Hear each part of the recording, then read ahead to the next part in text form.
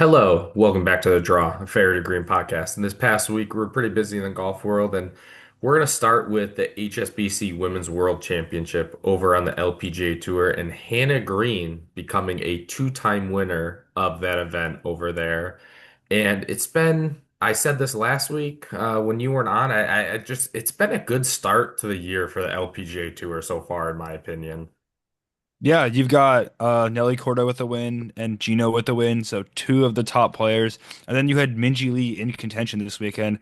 Obviously, her final round, I think she shot even par, so couldn't get it done there. But Hannah Green, very, very good player. I know last year at the end of the season, she was dealing with some swing changes before the Asian swing, so she worked with her coach, kind of deconstructed the swing, and also had a new putter in the bag. I checked to see how her putting stats were, didn't see anything too insane, but clearly the swing change work. She won this week, and the Australians at the top of the leaderboard, and they're playing phenomenal. Yeah, I mean, I think shooting all four rounds under par is a great way to put yourself in contention and then finish up on top. I did read that it was her first win with her husband as a caddy, and that's got to be an interesting dynamic. I mean, right? You're always like separate your home life to your work life, and now it's like, no, let's just combine them all, and you're all together all the time.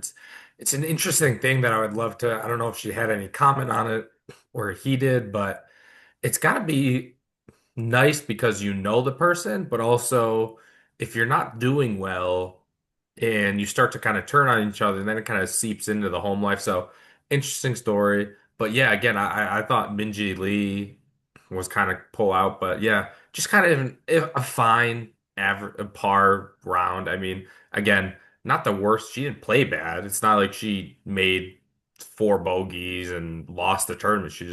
Hannah Green was pretty good this weekend, and she was not the only multiple time winner this week. I know Hannah Green hasn't won this event back to back, but over on the DP World Tour, Casey Jarvis has been absolutely great the last 2 weeks. He is the second player on the DP World Tour to go back to back this year. He joins fellow South African golfer Jaden Shaper as the only two to do it. Last week he won the Magical Kenya Open. This week he wins the Investec South African Open.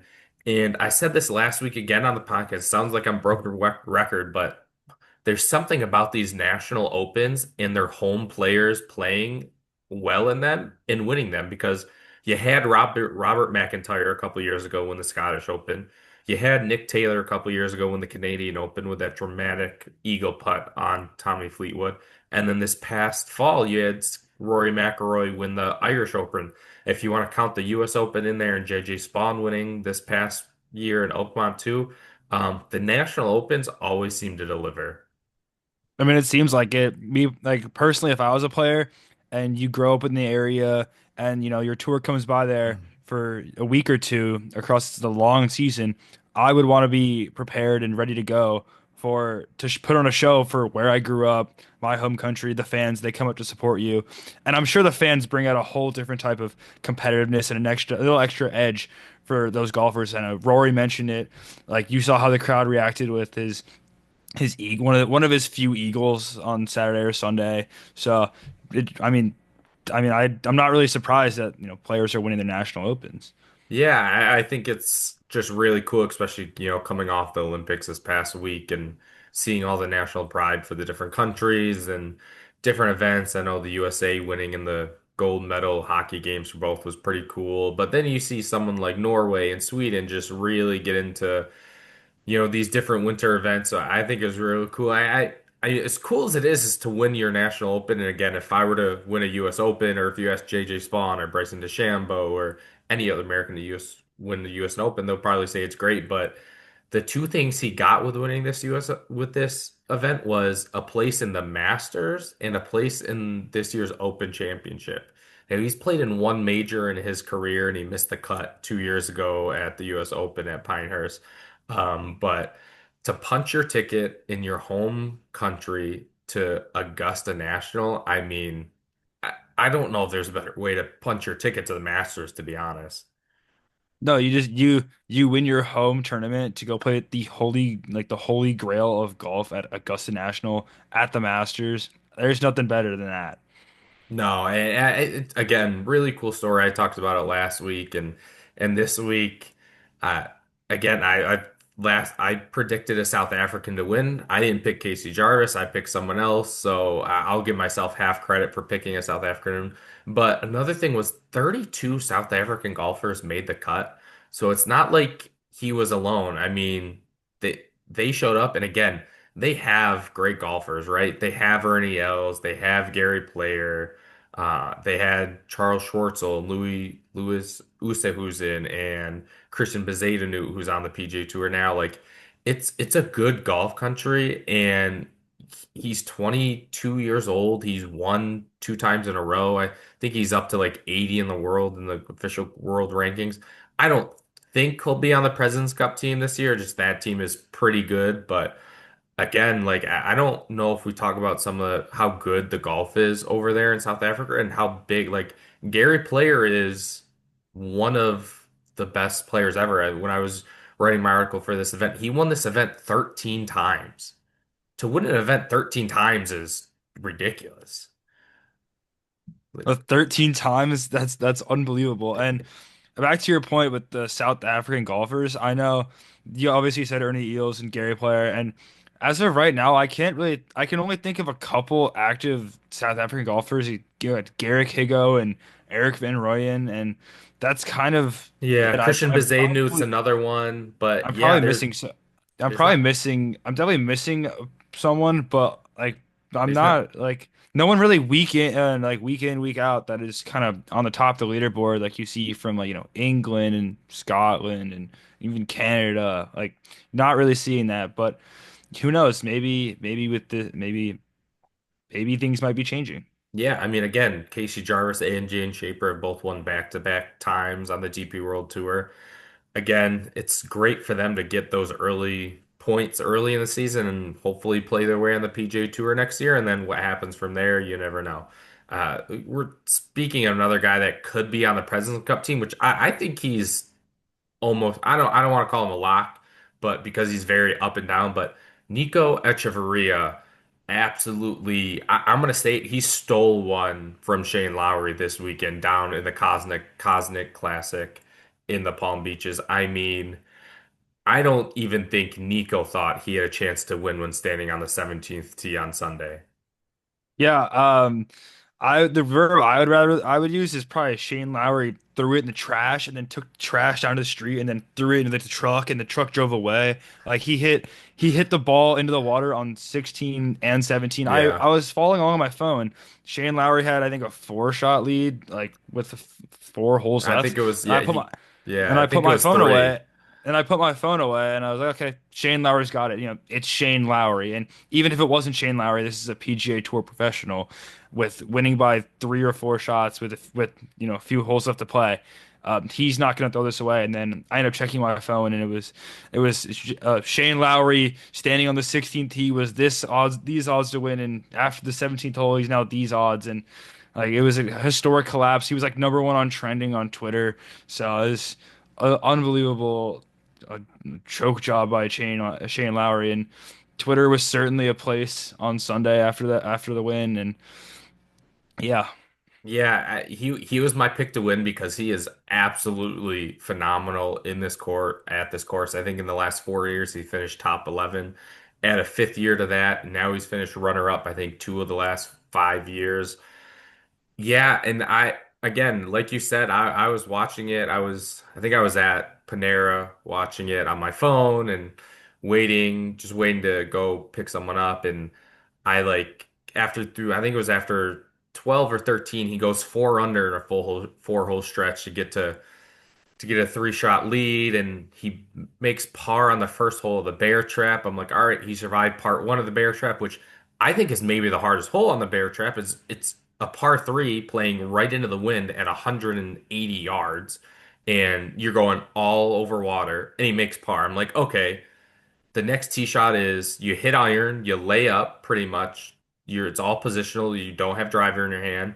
hit in the fairway. You can go as far left as you humanly want. Exactly. You saw Nico do it or the hole in front of him. Nico hit it so far left on that hole, and he just absolutely, I don't know. Like he hit a shot you and I make and just flares it Yeah. out right, and it's not even close. Like it's some, I think Smylie Kaufman said and goes, I don't know if that ever crossed land. Like it may have just started over the water and never crossed land.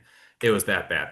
Ends up making a great double bogey. I mean, that bunker shot he That hit was one was of the best double bogeys world I may have ever world seen. class from a short game wizard.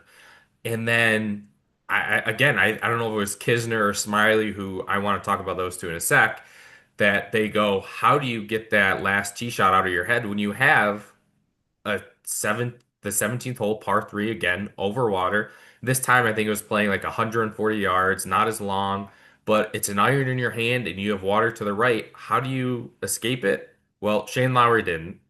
He absolutely hits another ball even further into the water this time, and he goes double bogeys on back-to-back holes. He's the only player in the field all week to make double bogeys at the 16th and 17th hole consecutively. And just yeah, all the talk on the broadcast was his family's in town. He's sleeping in his own bed. It's his daughter's birthday.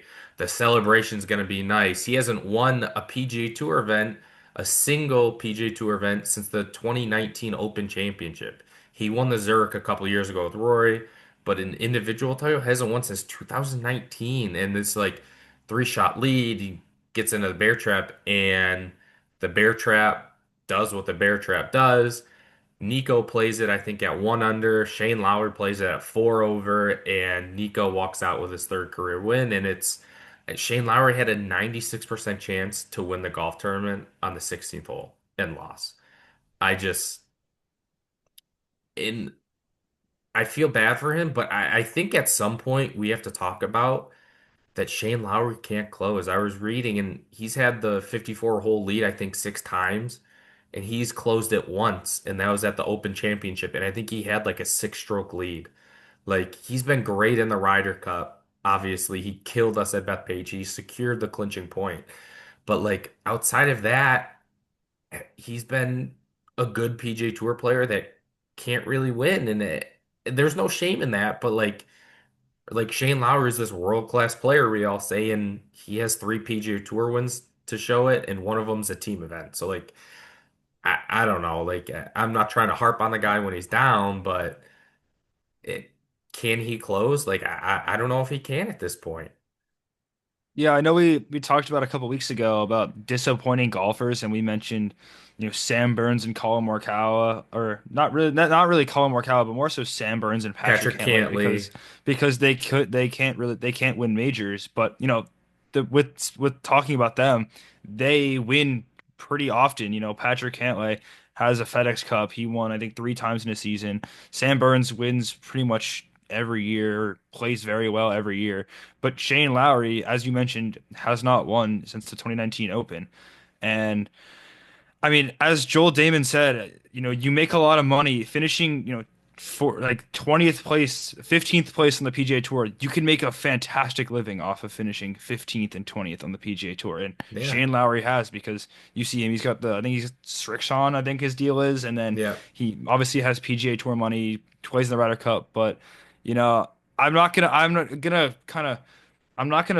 like slam Shane Lowry too hard right now, only because he does have that major win.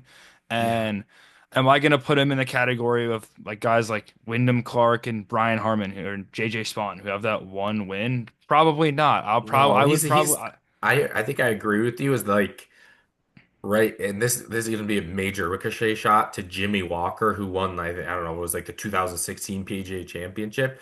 You get these one hit wonders, and I think Shane Lowry is better than those one hit wonders, Mhm. but like the Brian Harmon, the Wyndham Clark, like, and who knows about JJ Spawn, but like that's a really good comparison where he's better than all of those players.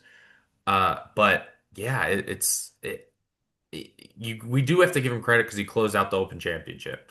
But at some point, like you gotta win another one, and he hasn't in a long time. And again, I think Smiley said on the broadcast, he was like, the only way the PGA Tour player hits those shots on 16, 17 is the pressure. And that's the part of being a professional athlete that you are elite at compared to you and I. It's like, yes, again, I'm hitting that ball so far into the water like Lowry did if I'm in that position. Again, Nico didn't. Austin Smothering, who was playing with, did not. Like, and maybe he just had so much on his mind with it being his daughter's birthday in his hometown. And I don't know, but like, I like your point of he's better than the one hit wonders, kind of, but is he in the same category as Burns and Cantley and Harris English, even like some of those players? Like, yeah, I really agree with you there. Mhm. Yeah, I mean, I also like you said, if I'm stepping on that tee on the tee on 16, I'm hitting that in the water. Same with 17. And I don't know. I do feel bad for him. I know he does have some mixed opinions. Sometimes he can act a little, petulant on the course. That's a good maybe that's a good Good word. I'm word. not sure, Yeah. but he can complain a lot and he Yeah. swears. And I know last year he was going for the grand slam of swearing on at the majors. So Yeah. so you could say what you want about that, but at the bottom line, I do feel bad for him considering, his daughter was there. He made a point and, in after the round to talk about how he has never won in front of his daughter and you got to feel for the guy.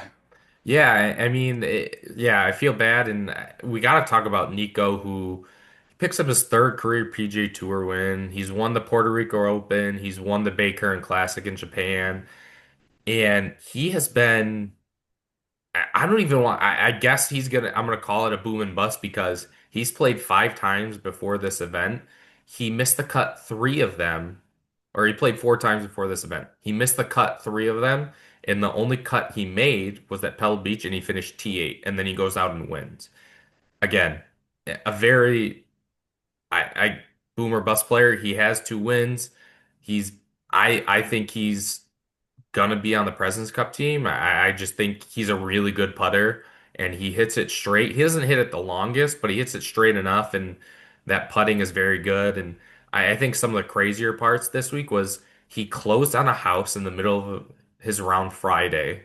His wife did, but it closed, which I think is to navigate closing a house and winning a PGA tournament in the same week is crazy.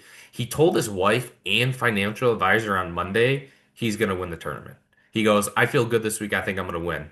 And goes out and does it. Only Wow. made 3 bogeys all week. To make 3 bogeys at PGA National all week over 4 rounds is as impressive you get. And then we can talk about the PGA National not playing as hard as it used to, which I miss it playing really tough. We can talk about the feel isn't the same because of the signature event, which again, it stinks because I love the course. I was telling my fiance, I'm like, this is a course that I need to go to and watch because just to sit there at one of those bear trap holes or just walk around would be great. But he's 31. Again, 3 PGA Tour wins. Again, he's very up and down. He's won now 3 of the last 4 years. He has the President's Cup in sight. I'm sure he's thinking about it. It was just the shot he hit on 17. He didn't know at the time. I listened to his post round interview. He didn't know that Lowry hit in the water on 16. When he hit that tee shot on 17 over the water, and I saw the tracer, and I like audibly gasped while driving. Now, I was not driving. My fiance was driving, but I go, oh my God. And my fiance goes, what happened? I go, he just lost the tournament. And then it lands and he steps up and makes the 10-foot birdie putt. I mean, that's how you close a tournament. He showed exactly what you're supposed to do, and Shane Lowry didn't. Yeah, I mean, back to the President's Cup with Nico. I think it might be a little too early. It is March, but certainly a win in an event in the spring helps his resume significantly. There's plenty of good international golfers. You've got, you know, uh, good Hideki and Rio, earlier season in Japan. You probably Yeah. Canadian golfers. So we'll see how that how the team sorts itself out. But he's got a good chance. And the amount of cockiness to say, go close on a house, I'm gonna go win this tournament for, $1 million+ or however much he won from winning this tournament. That's actually ridiculous. And, I may not, there are a lot of things with Nico Echavarria. A good golfer is certainly one of them. And cockiness, certainly there now too. So. Yeah, it was really cool just to hear. And another quote, he goes, "Yeah, a third PGA Tour win. Like I think that deserves a dog. So I think we'll get a dog in a house." So he is absolutely loving his life, and he's just a fun character, and the fun character. Like again, and before we move on to this week's tournament, I want to talk about Kevin Kisner and Smylie Kaufman on the broadcast. I don't know how much you watched this past Sunday.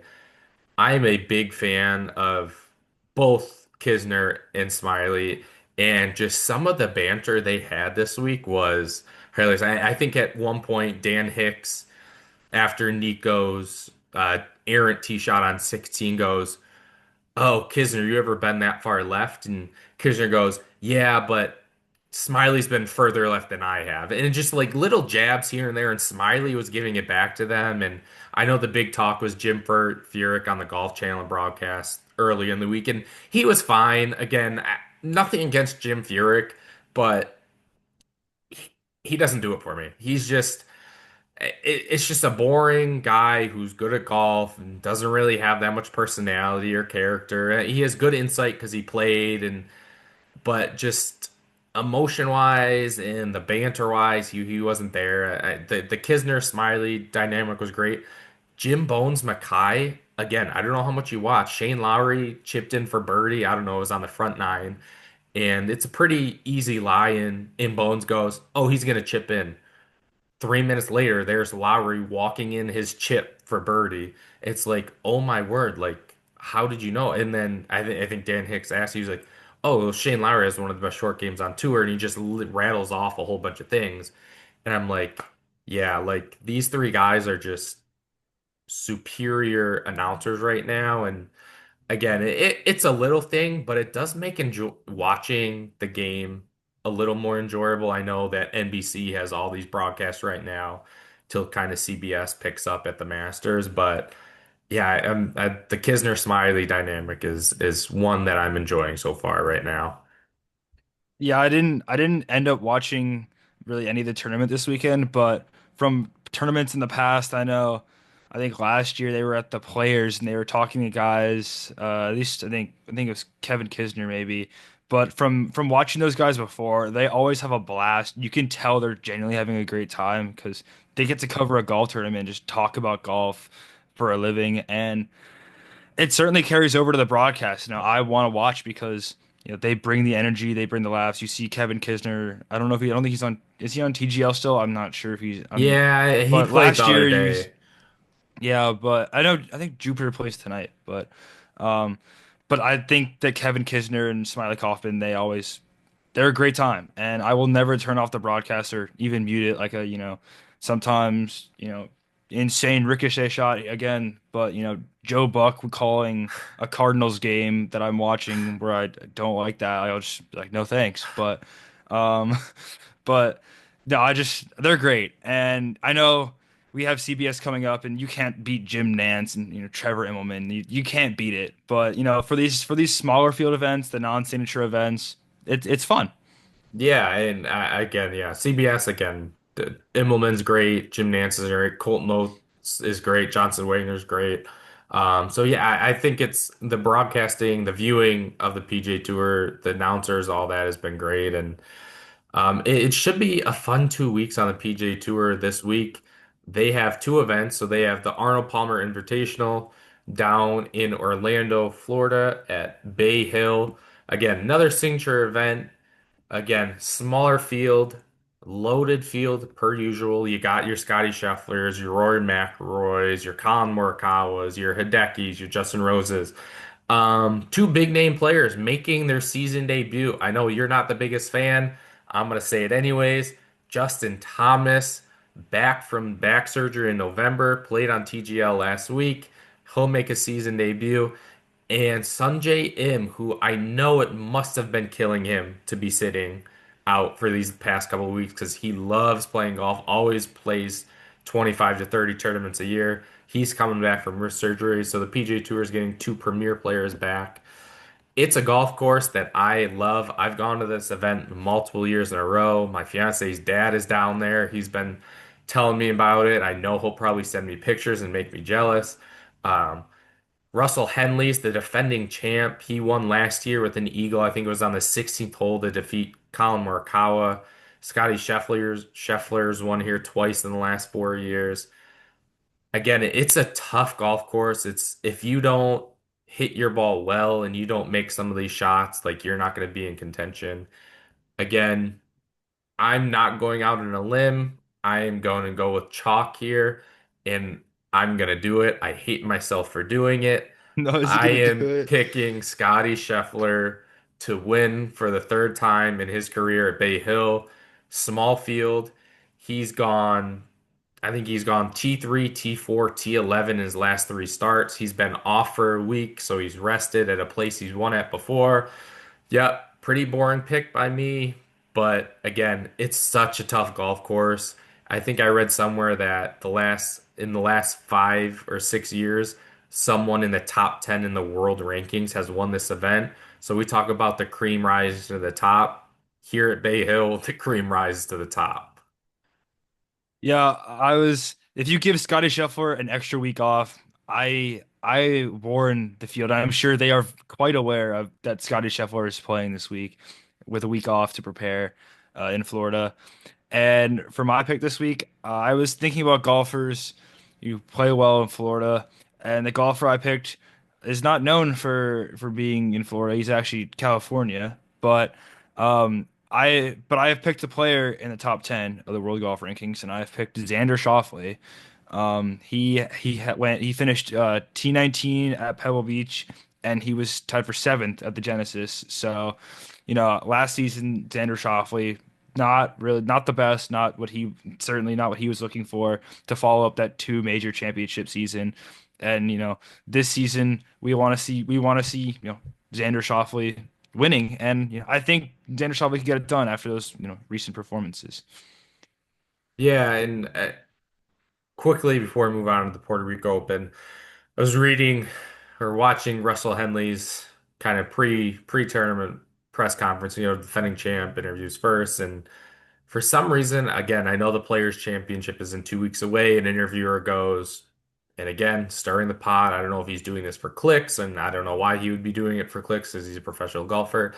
Someone asked him about, is the Players a major? And I'm going to pull up his quote, and he goes, I mean, I think it's a major. I've always considered that a major in my mind.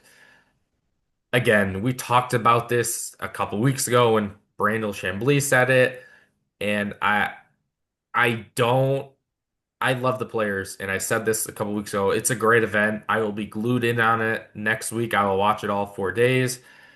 To just call it a major in your mind, to switch it to a major is just something that you just can't do. And I don't know what else to say about it, but I read this quote and it angered me, and it shouldn't anger me, but it did.